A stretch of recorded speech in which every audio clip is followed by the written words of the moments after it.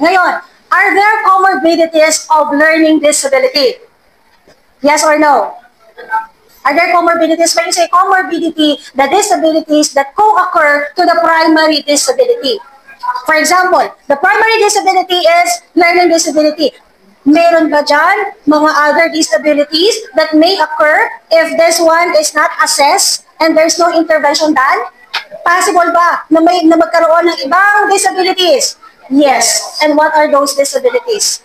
From having the reading disability, no, the child may have the comorbidity like ADHD, depression, anxiety, oppositional defiant disorder, and autism spectrum disorder. So, what does it mean? Assessment, early assessment is very important for us to do the early intervention. Okay?